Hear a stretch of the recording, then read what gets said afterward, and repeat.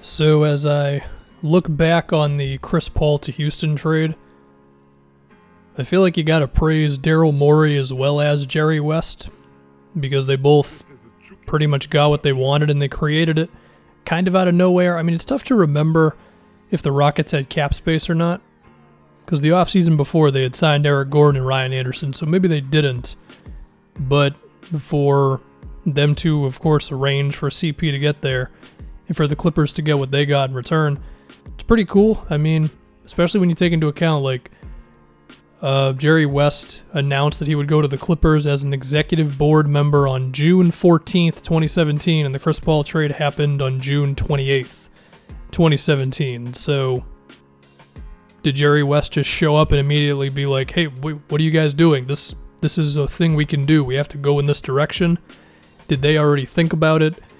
I don't know. It'd be interesting to get the little details on that. But thinking about just everything around that move, of course, the Clippers ended up with Lou Williams, Montrezl Harrell, Patrick Beverley, three guys who have been the backbone of that team and in part why they have ended up with Paul George and Kawhi Leonard. They also got a 2018 first, which I think turned into the 30th pick for the Hawks, and they selected Amari Spellman, if I've got that correct, so that pick didn't end up doing much. But those three guys, I mean, if they don't make that move, if they just let Chris Paul walk, then they don't end up with Paul George and Kawhi because they're not a good team the year after, and then when Kawhi wants to go to to LA, he probably just goes to the Lakers. I mean, maybe there's a world in which he still goes to the Clippers, but you imagine they're just not that good, so it's very interesting to look at from that perspective. I mean, there's a world in which if PG and Kawhi re-sign, and we're going to have to see, but if they do, then the Chris Paul trade basically was the foundation of the next, 6-7 years or so with the Clippers. I mean, we imagine Kawhi and PG would sign for, would it be 4+1s? Is that what it would be? And, there is still a chance that Kawhi and his career gets cut short, which is unfortunate to say, but when you got chronic knee issues, it's what you got. But even so, just having those two on board long term could then lead to some other star player coming, and again, the central building block of all of that could have been the Chris Paul trade. And it quickly went from a team that was like, well, we don't really know where we're going, to, I believe the Blake Griffin trade was after this, if I remember correctly. And, in a pretty short amount of time, the Clippers became this team, and they had all these guys. They had Tobias Harris, and of course that got the whole thing rolling. Shea wasn't directly connected with this move from what I remember, but even so, kudos to them for that one as well.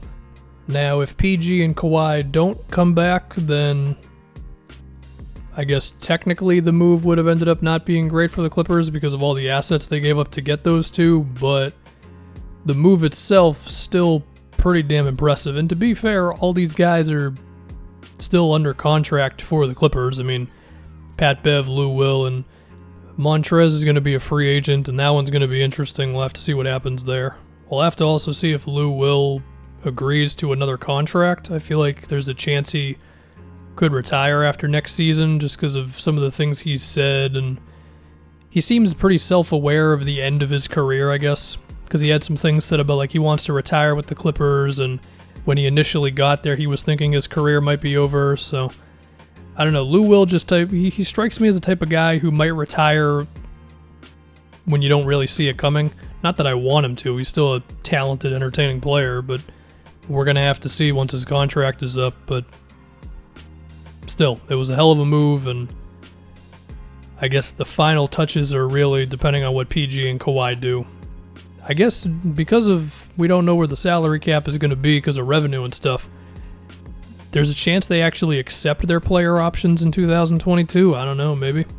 So that could buy the Clippers an extra year, if anything. Anyway, if we move on to this move for the Rockets and just remembering it. So I remember, first off, this move kind of came out of nowhere from what I remember, where it was normal NBA free agent stuff, and then before we knew it, it's, wait a minute. What? Excuse me? Chris Paul is now with James Harden. And there was a real conversation for at least 5 minutes of, can Harden and CP play together? And I remember overall I thought they could, but I thought it was going to be a struggle out of the gate. Was not the case at all. They blitzed the entire league before losing to Golden State in the Game 7. I do want to give more credit to the Rockets because they were the only team that gave a healthy Warriors with Kevin Durant a real run. They took them to 7 one year, they took them to 6 another, and we should praise that. And it was partly because of moves like this one. And I remember for a while, it seemed like almost every year the conversation was, well, they got to get another ball handler next to Harden. I remember they tried it with the Ty Lawson trade, and Ty Lawson just immediately fell off. That was the thing. It was like, oh, nice, they got Lawson. Harden doesn't have to do as much. He can play off the ball a little bit more. And then Ty Lawson just became basically the worst player in the league in one offseason. It's like, wait, what just happened? Apparently he had some stuff off the court, and that's never good, and we hope that he got it together. But that was supposed to be the move for the Rockets back in 2016. And didn't happen. And then for 2017, they were like, screw it. We can't find another guard. Let's just get more shooting wings, mainly Eric Gordon and Ryan Anderson. Let's just put Harden at point guard and have him do absolutely everything. And I remember everybody was like, well, that's not going to work. James Harden's a ball hog, even if he already averaged like 7 assists a game. And Harden did make it work until that Spurs series. And, when we talk about Harden's playoff stuff, I mean, that Game 6 loss, it's bad. I mean, no Kawhi in Houston, and they lose by, 39 points? Yeah, it was rough. So then they make the Chris Paul trade. And that's something I do want to give credit to Daryl Morey for, is that he's been aggressive throughout all this. It's like every offseason, the guy has gone for it in some way, whether it's signing Dwight Howard. Not saying all these moves have worked, but between signing Dwight, trading for Ty Lawson, being smart and letting Chandler Parsons go and signing Trevor Ariza, the Chris Paul trade, trading for Lou Williams, that was another thing. That was like kind of an attempt at a guard for the 2017 season, if we're going to talk about Lou Will and how he ended up in the Chris Paul trade in the first place. He kept on swinging, and I guess it is admirable for a GM to do that. And I guess the other thing to look at now is how the CP Harden thing ended after only 2 years. So, for the Rockets, I mean, is it possible they just gave up on Chris Paul too quickly? Did they perhaps cater to James Harden too much? I think it's possible. I mean, with how good Chris Paul was this year, I think there's certainly a case to be made there. Could Harden perhaps learn to play off the ball a little bit more? Again, maybe.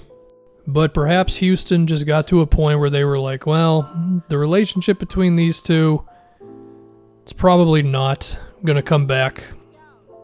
And we can flip it and basically try again, or we can attempt to make this work. And, they went with what they went with. And Westbrook, to be fair, was really playing well once they went super small. But it's kind of interesting how the Chris Paul trade, not only was it the foundation for the Clippers right now and the future, but it kind of is the same thing for the Rockets as well because of the draft picks. Well, more so the CP for Westbrook trade, I should say, because they gave up a whole bunch of picks for Westbrook, and they traded away Capella and whatever else. So if Clint Capella becomes like one of the 20 best players in the league for Atlanta, then perhaps Houston can kick themselves for that one. But I think looking back on the Chris Paul trade, who ended up winning it, the Clippers or the Rockets? I mean, the Rockets got extremely close to an NBA Finals. Maybe they beat the Cavs, maybe they don't. And the Clippers eventually got what they've got right now, Paul George and Kawhi. I mean, if PG and Kawhi stay, then I think the Clippers won the Chris Paul trade. If we're willing to go that far out into the move. It's like after how many moves with the assets that they then acquired, do you still keep saying, well, that was a part of the original move? Like, I don't know. But I guess it's kind of wait and see. Although in terms of the instant return, of course, Houston got the better of it, but there's probably a little more to it than just that.